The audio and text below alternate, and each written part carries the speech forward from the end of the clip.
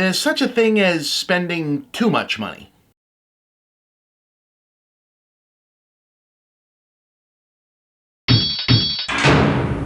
Alright, so Kong Skull Island is a movie I mostly expected to like and ended up mostly liking. I won't even front, I acknowledge that I'm a very easy lay for exactly this kind of nonsense. Whenever a movie starts with lost islands, hidden civilizations, and hollow earth theory, all that stuff, my chances are good I'm gonna have a good time with it. And if you then go and decide that it's also a giant monster movie, well, shit, as far as I'm concerned, the work's already done. I'm gonna be on board. And I'm very much on board for Kong Skull Island. This isn't a great film, but it's a good one. It delivers on the premise, it's very well directed, the cast is performing admirably, even if their roles are, by design, essentially disposable. And even though it's clear well before we get to the obligatory post-credit sequence that we're mostly doing tentpole franchise world-building work here, the whole thing works and holds together just fine as afternoon matinee creature features go. It doesn't feel too long or in too much of a hurry to cram in too many set pieces either, which puts it well above most other big FX-driven blockbusters we've been getting lately. And yeah, even though I feel like I'm playing into the machine by even bringing this shit up, yes, it's a lot better than the Godzilla remake was, largely thanks to a near-complete lack of pretense and a palpable sense of joy at reveling in the possibilities of the whole giant monster gimmick.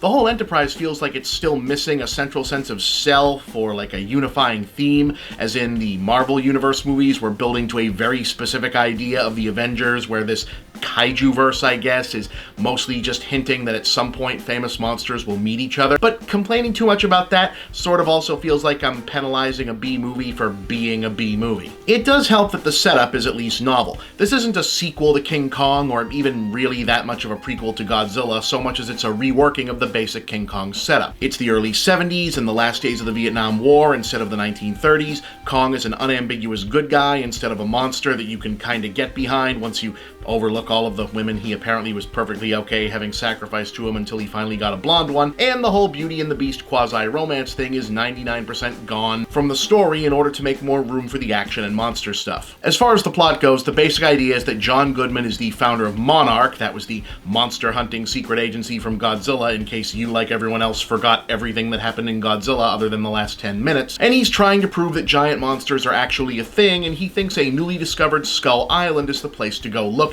So he talks the US government into giving his team a military escort on the premise that finding an island full of cool monsters might be a nice pick-me-up for a country now that Vietnam has come to a downer ending. What they don't realize is that Skull Island is actually the surface access portal to an underground lair of giant man-eating lizards, and Kong is the last of a species of giant apes that for some reason exist to keep said lizards from escaping. So when the army shows up and starts dropping bombs, he attacks them, and then everyone winds up in scattered teams all over the island trying to get to the same extraction point. One team mainly consisting of Tom Hiddleston as a good guy mercenary, Brie Larson as a photographer, Jing Tian and Corey Hawkins as part of the Monarch crew, and the other mainly being Monster Chow army guys led by Samuel L. Jackson as an unhinged colonel who thinks that killing King Kong will help him feel better about being denied his win in Nam. Eventually joining the party is John C. Reilly as a wacky Navy pilot who's been stranded on the island since World War II, since if you're going to borrow, you might as well borrow from the classics. Reilly is pretty much the non-monster reason to see this movie. Everyone else is fine, but he's the only one whose character feels like a character and not just an excuse to move the plot forward. He's one of our great living character actors, and this kind of cleanup hitting is exactly why that job was invented in the first place. You know, to be honest, what I enjoyed about this more than anything is that it's a throwback monster movie, but it's not working the same angle as all of the other throwback monster movies. It's not doing the Japanese kaiju thing straight like Godzilla and Pacific Rim were, or the Jurassic Park Science Gone Bad thing, or even making direct reference to the original King Kong.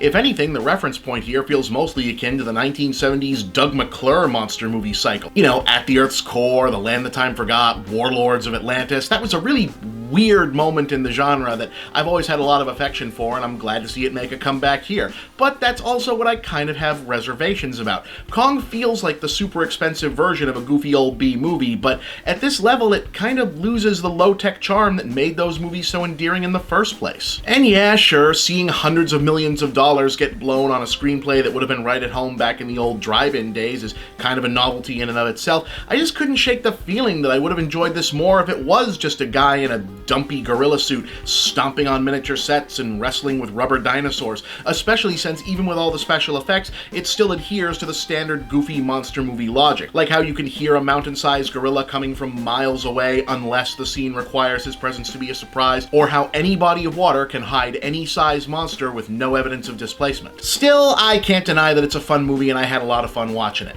3 stars, and if I'd seen it when I was 8 years old, I probably would have watched it 1,000 times.